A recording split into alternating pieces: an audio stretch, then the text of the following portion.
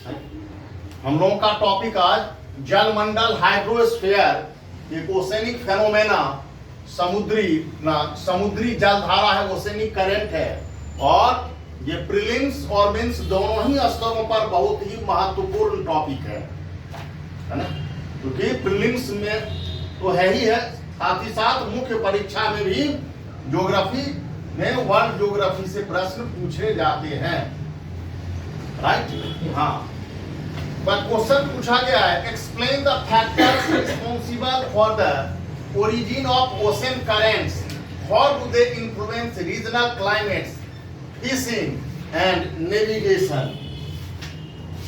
था समुद्री जलधाराओं की उत्पत्ति हेतु उत्तरदायी कारकों की व्याख्या करें। समुद्री जलधाराओं की उत्पत्ति हेतु origin of ocean currents, factors responsible. सबसे पहले जो प्रश्न पूछे जाते हैं, तो पूछे गए प्रश्न में जो भी कीवर्ड्स होते हैं, पॉइंट्स होते हैं, डिमांड्स होते हैं, उनको अंडरलाइन कर लीजिए। तो प्रश्न के दो भाग हैं इसमें। Explain the factors responsible for the origin of ocean currents, means समुद्री जलधाराओं की उत्पत्ति हेतु उत्तरदायी कारणों की व्याख्या कीजिए। फैक्टर्स रिस्पॉन्सिबल, इसके लिए origin of ocean currents, first, second, how do they influence regional climates, fishing and navigation. ये किस प्रकार प्रादेशिक जलवायु, ये किस प्रकार प्रादेशिक जलवायु या क्षेत्रीय जलवायु, फिशिंग मत्स्यन, नेविगेशन नौवहन को प्रभावित करते हैं। तो प्रश्न के दो भाग हैं, किससे संबंधित है, ओशनिक करंट से रिलेटेड है। ये मुख्य परीक्षा का प्रश्न है जो वर्ष 2015 में आईएएस में पूछा गया है, 2015। और न जाने कितनी ही बार आईएएस के प्रीलिम्स में, पीसीएस में प्रीलिम्स में यहां से संबंधित प्रश्न पूछे जा चुके हैं और पूछे जाने की संभावना बनी रहती है इसमें। अब अगर प्रश्न रहता है तो आप क्या करें, सबसे पहले हाईलाइट कीजिए कि जो की पॉइंट्स क्या है। 1, 2 regional climate, how do they influence, ये किस प्रकार प्रभावित करती है। अब दूसरा भाग जो है, ये influence of oceanic current regarding to regional climates, fishing मत्स्यन, नौवहन, है ना। अब इस प्रकार से यदि आप इसका उत्तर लेखन करेंगे, आंसर राइटिंग का जो अप्रोच होगा वो क्या होनी चाहिए, ideal approach of answer writing. तो प्रश्न के मांग के अनुसार आपकी राइटिंग होनी चाहिए।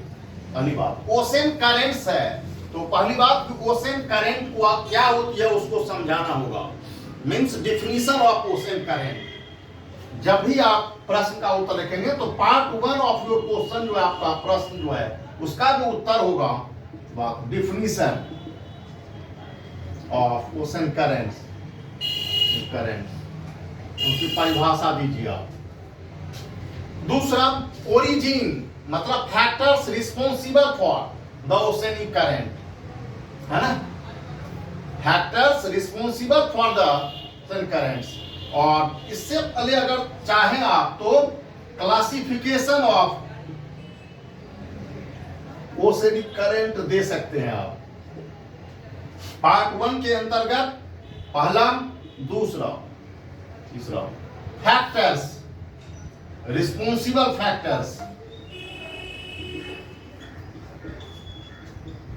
फैक्टर्स रिगार्डिंग टू ओरिजिन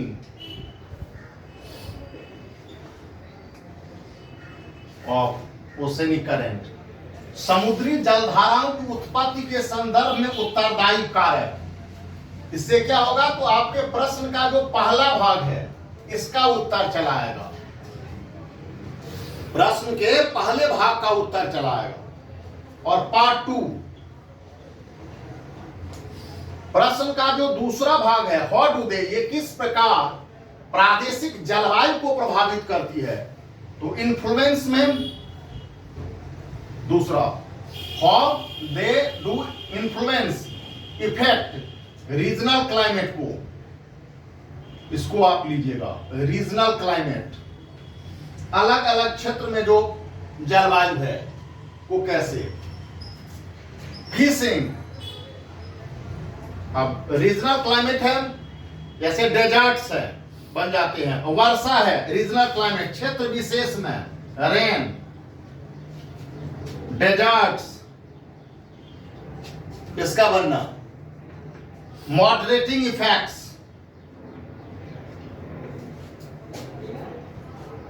के अंतर्गत। दूसरा,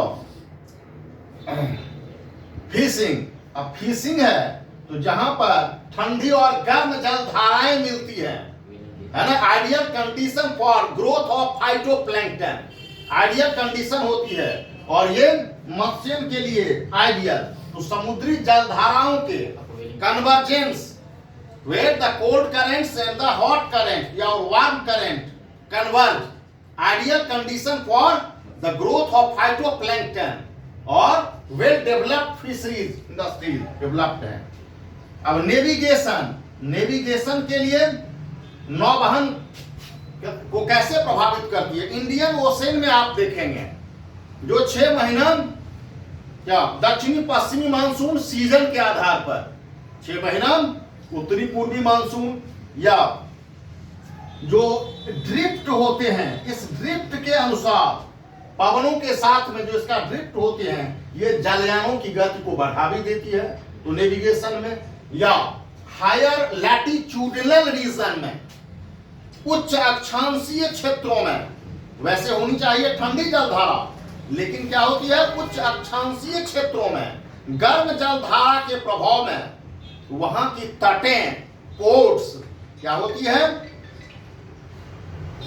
हमेशा सालों भर नौवहन के लिए खुली रहती है, सालों भर नौवहन के लिए खुली रहती है। जैसे नॉर्वे के क्षेत्र में आओ तो नेविगेशन में भी ये सहायक होते हैं, due to warm currents,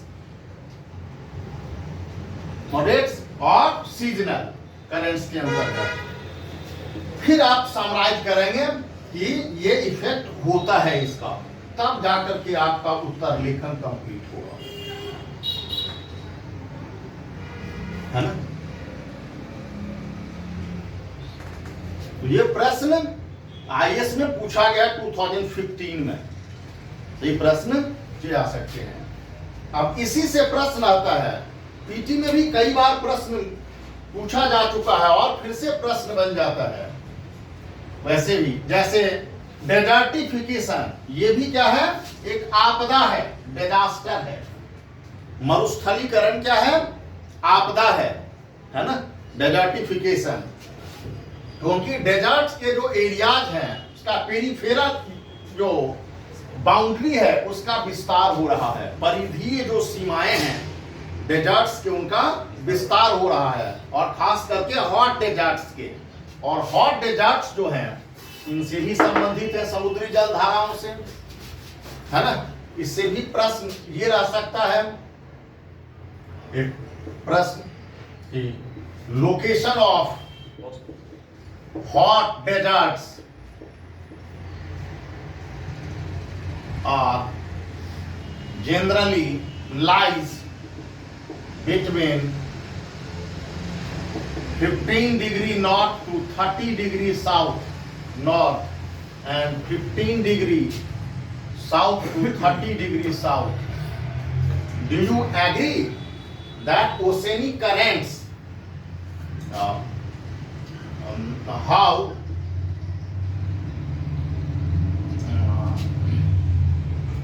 how oceanic current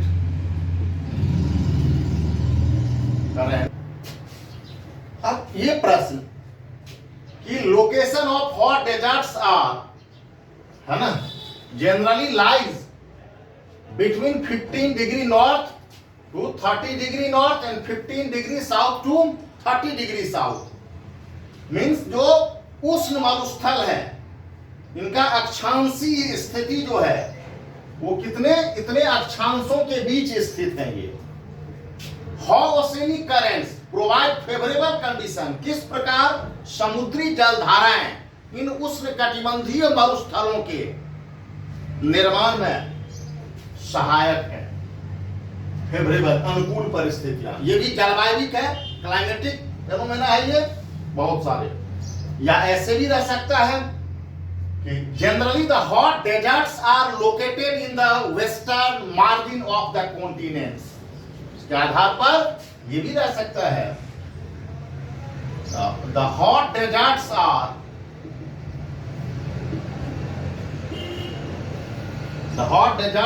located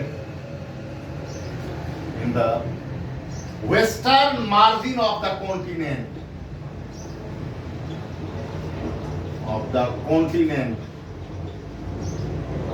in lower latitudinal areas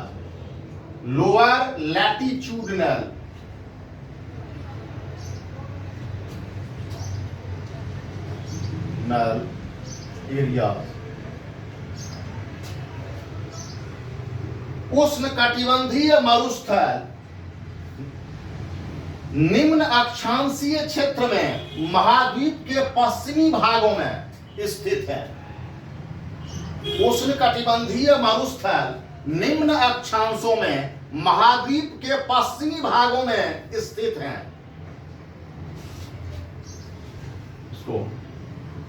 focus on the responsible actors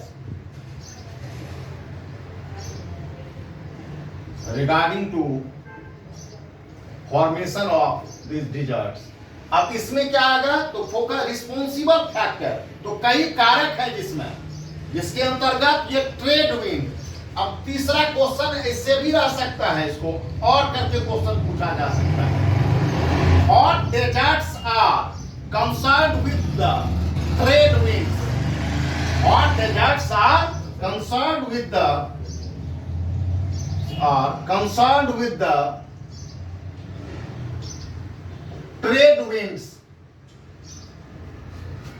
उष्णकटिबंधीय मरुस्थल व्यापारिक पवनों से संबंधित है। And focus the responsible factors regarding to formation of these deserts। इन मरुस्थलों के निर्माण में उत्तरदायी कारकों पर प्रकाश डालें। तो इसमें कई कारकों के साथ साथ क्या हो जाएगा, एक ओसेनिक करंट भी आएगा। वैसे रिस्पॉन्सिबल फैक्टर्स कई है, इसमें एक ओसेनिक करंट भी आएगा।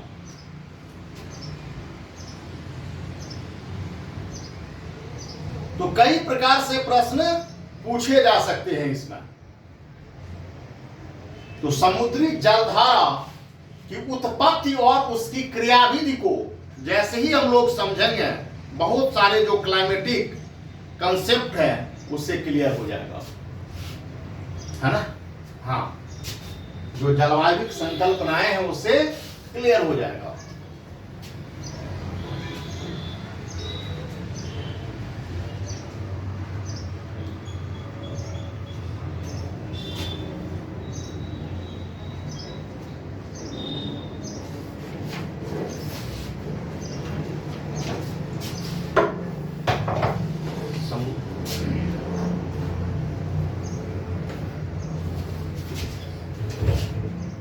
ओसेनिक करंट डिफिनीशन, परिभाषा, समुद्री जलधारा की परिभाषा, क्लासिफिकेशन, वर्गीकरण,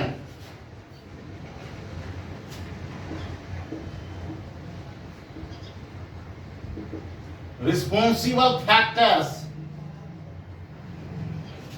regarding to its origin,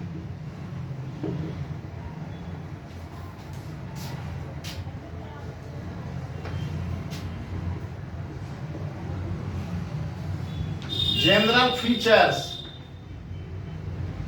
of oceanic current। General features क्या है इसके,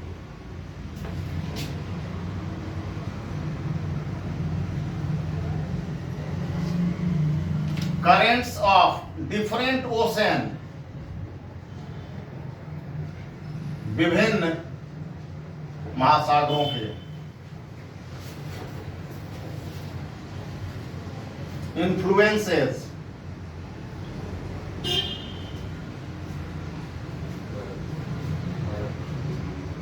like the climatic condition influences the rain, deserts, moderating effect,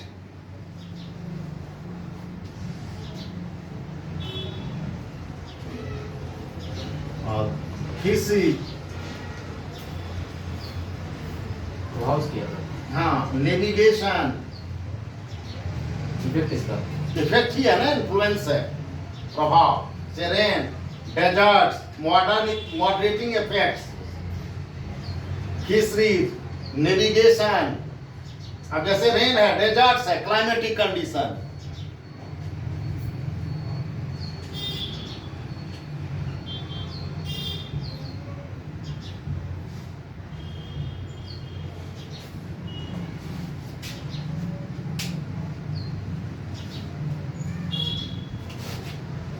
tropical cyclones और भी ले सकते हैं।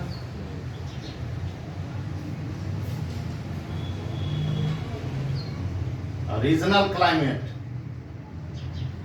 प्रादेशिक जलवायु,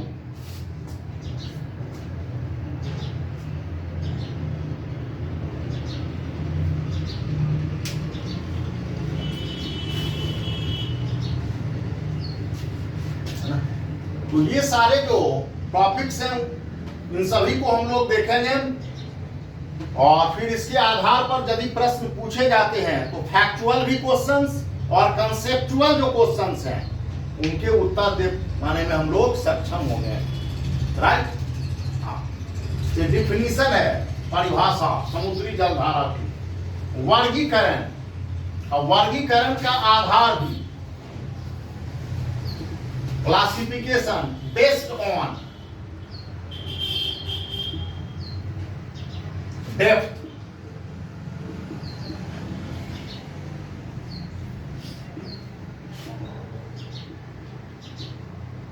surface current and surface ocean current or deep ocean current based on temperature, तापमान पर आधारित, hot current and cold current,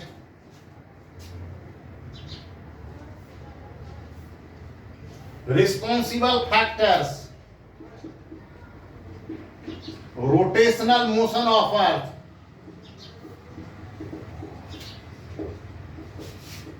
the earth, winds, temperature, temperature पढ़ लेते हैं तो विंड्स भी हो जाएगा, और सैलिनिटी, रिस्पॉन्सिबल फैक्टर्स जो प्रभावित करते हैं जैसे glaciers, melting, shape of coast, तट की आकृति,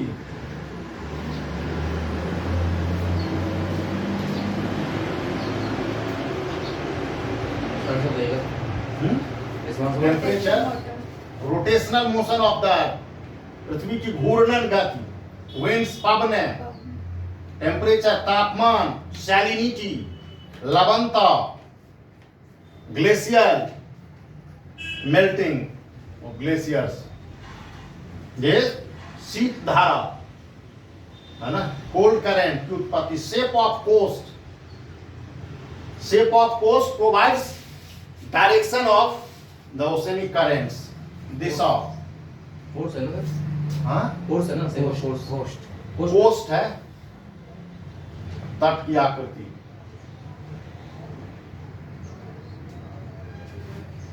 फिर जनरल फीचर्स पर आएंगे हम लोग, currents of different ocean, influences.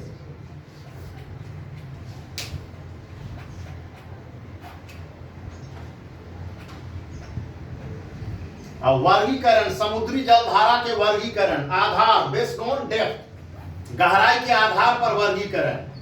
समुद्र की गहराई भी अधिक, तो सरफेस करंट जनरली इसका जो डेप्थ लिया जाता है कि जो गहराई है वो ऊपर से, जो अपर लेयर है जो है उसे 400 मीटर डेप्थ, और यहां डेप्थ क्या होता है डीप ओशनिक करंट का, बियॉन्ड, बिलो 400 मीटर। नीचे भी धाराएं चलती है गहरी, ऊपरी जलधारा की गति अधिक होती है और नीचे की गहरी जलधारा की गति क्या होती है, कम होती है, मंद होती है। गहरी नदियों का शांत रहना है ना। हाँ, ज्ञानवान व्यक्ति क्या होता है, शांत रहता है। लिटिल नॉलेज या डेंजरस थिंग। तो बिलो 400 मीटर गहराई के आधार पर, बेस्ड ऑन टेम्परेचर, जल के तापमान के आधार पर वर्गीकरण। हॉट करंट उष्ण जलधारा, कोल्ड करंट शीत जलधारा।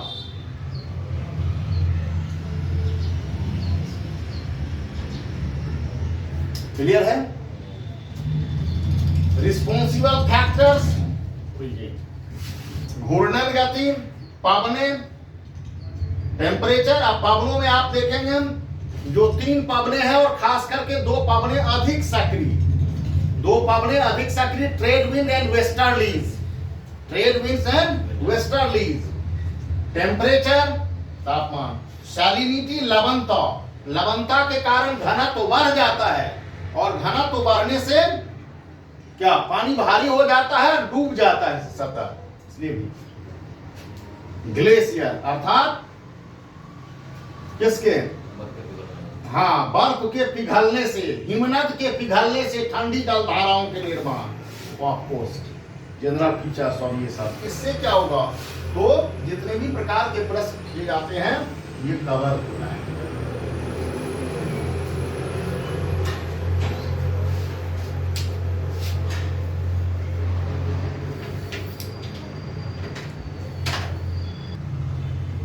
गहराई के आधार पर, तो गहराई के आधार पर सरफेस करंट के रूप में सतही है ना धारा, और डीप ओशनिक करंट गहरी जलधारा के रूप में सतही जलधारा जिसकी गहराई 400 मीटर तक होती है, और ये टोटल ओशनिक वाटर का 10% होती है।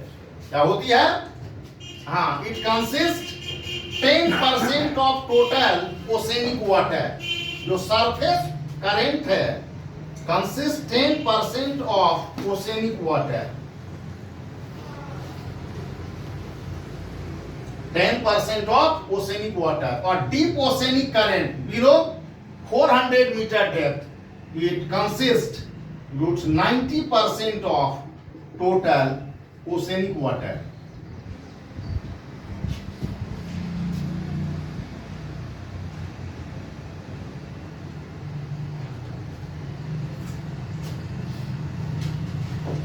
क्लियर है। अब जल के तापमान के आधार पर वर्गीकरण, तापमान के आधार पर वर्गीकरण हॉट एंड कोल्ड करंट के रूप में। फिर इस सब पर आते हैं हम लोग, फिर जनरल जर्स पर में, और ये तभी क्लियर होगा जब हम लोग देखेंगे चीजों को मैप से। समुद्री जलधारा को परिभाषित करते हुए बताया था कि समुद्री जलधारा समुद्री जलराशि का एक सुनिश्चित दिशा की ओर, सुनिश्चित पथ पर लंबी दूरी तक अग्रसर होना ही समुद्री जलधारा कहलाती है। Means the regular volume of oceanic water, है ना, movement in a definite path and definite direction is called the oceanic current, right. अब कैसे, अब देखिए, definite direction, definite path, 0 degree the equator, 0 degree 10 degree north is 20 degree north, 0 degree 10 degree south. अब इस भाग में आप देखेंगे 10 degree north to 20 degree north के बीच में नॉर्थ इक्वेटोरियल करंट चलती है, उत्तरी विषुवत रेखीय जलधारा चलती है। Generally the hot currents are originated within the lower latitudinal region, निम्न अक्षांशीय क्षेत्रों में इंसोलेशन वजह से गर्म जलधाराएं चलती है। दोनों ही गोलार्धों में विषुवत रेखीय जलधाराएं चलती है। उत्तरी गोलार्ध में जहां ये उत्तरी विषुवत रेखीय जलधारा कहलाती है, इन सदर्न हेमिस्फीयर दक्षिणी गोलार्ध में ये दक्षिणी विषुवत रेखीय जलधारा कहलाती है। ये लगभग हर किसमें महासागर में है। यहां देखिए नॉर्थ इक्वेटोरियल करंट इक्वेटर से जुड़ा हुआ है, लेकिन इसका पाथ जो है अर्थात लैटिट्यूडनल स्पेन जो है वो 10 डिग्री नॉर्थ से 20 डिग्री नॉर्थ है नॉर्थ हेमिस्फीयर में, not directly associated with the equator, right. उत्तरी विषुवत रेखीय जलधारा का अक्षांशीय विस्तार जो है वो 10 डिग्री नॉर्थ से 20 डिग्री नॉर्थ है, और इसकी दिशा होती है पूर्व से पश्चिम की ओर। इसकी दिशा क्या होती है? पूर्व से पश्चिम की ओर। ये ईस्ट है, ये वेस्ट है। तो विषुवत रेखीय जलधारा मीन्स जो इक्वेटोरियल करंट है, चाहे ये नॉर्थ इक्वेटोरियल करंट हो और चाहे साउथ इक्वेटोरियल करंट हो, इसकी दिशा क्या होती है? Direction of equatorial current in both hemisphere is east to west. General point is east to west, ये पूर्व से पश्चिम की ओर। अब पूर्व से पश्चिम की ओर होती है तो इसीलिए क्या कहती है जलधारा? इन क्षेत्रों से जलराशि को लेकर के चलती है ना, सुनिश्चित दिशा की ओर। रेगुलर वॉल्यूम ऑफ वाटर है ना, movement of regular volume of water in a definite direction. अब इन दोनों के बीच में उत्तरी विषुवत रेखीय जलधारा और दक्षिणी विषुवत रेखीय जलधारा के बीच में एक काउंटर इक्वेटोरियल करंट भी चलती है। ये क्या है? Counter equatorial current. ये काउंटर, इसकी दिशा क्या होती है? वेस्ट टू ईस्ट होती है। अब जैसे ये जलधारा दोनों ही विषुवत रेखीय धारा, उत्तरी और दक्षिणी, पूर्व से पश्चिम की ओर, तो जलराशि को हटा लिया इसने, है ना, regarding to replacement of the water, जो डिस्प्लेस हो गया था उसके स्थान पर भरने के लिए एक प्रति विषुवत रेखीय जलधारा चलती है, दोनों ही इक्वेटोरियल करंट के बीच में। काउंटर इक्वेटोरियल करंट कहलाती है। क्या कहलाती है? काउंटर इक्वेटोरियल करंट कहलाती है। And its direction is west to east. ये ध्यान रखिएगा कि इसका डायरेक्शन क्या है? वेस्ट टू ईस्ट है। एक ही जलधारा का दो दिशाएं हैं। एक जलधारा नहीं है, ये अलग अलग है। उत्तरी गोलार्ध में उत्तरी विषुवत रेखीय जलधारा है जिसकी दिशा पूर्व से पश्चिम की ओर। दक्षिणी गोलार्ध में दक्षिणी विषुवत रेखीय जलधारा है जिसकी दिशा पूर्व से पश्चिम की ओर। इन दोनों विषुवत रेखीय जलधारा के बीच काउंटर इक्वेटोरियल करंट, क्योंकि जैसे ही जलधारा विषुवत रेखीय जलधारा क्या करती है? आगे बढ़ती है तो जल राशि आगे आ जाती है, तो रिप्लेसमेंट के लिए प्रति विषुवत रेखीय जलधारा चलती है। It is also the warm current. ये भी वार्म करंट है, ये भी वार्म करंट है, ये भी वार्म करंट है, मींस हॉट करंट है। ये तीनों ही उत्तरी विषुवत रेखीय जलधारा, दक्षिणी विषुवत रेखीय जलधारा और दोनों के बीच से होकर बहने वाली प्रति विषुवत रेखीय जलधारा, counter equatorial current. Direction change है इसका। इसका डायरेक्शन क्या है? वेस्ट टू ईस्ट है। देखिए क्लियर है? हाँ, ये तो जनरल फॉर्मेशन हो गया पट्टिका के क्षेत्र में। अब यही जो कोल्ड हॉट करंट है, अलग अलग क्षेत्रों में अलग अलग जलधाराओं के रूप में जानी जाती है। अब जैसे आप देखेंगे यहीं, ये नॉर्थ अटलांटिक ओशन है, क्या है? नॉर्थ अटलांटिक ओशन है। अब ये जलधारा आप देखेंगे कि 10 डिग्री नॉर्थ, ये जलधारा आगे अग्रसर होती है। ये क्या है? इस क्षेत्र में अमेरिका का क्षेत्र, ये वेस्ट इंडीज, ये आइलैंड्स है, ये सोचिए। तो गर्म जलधारा के प्रभाव में ये गर्म जलधारा ऐसे कोस्ट से होकर जाती है और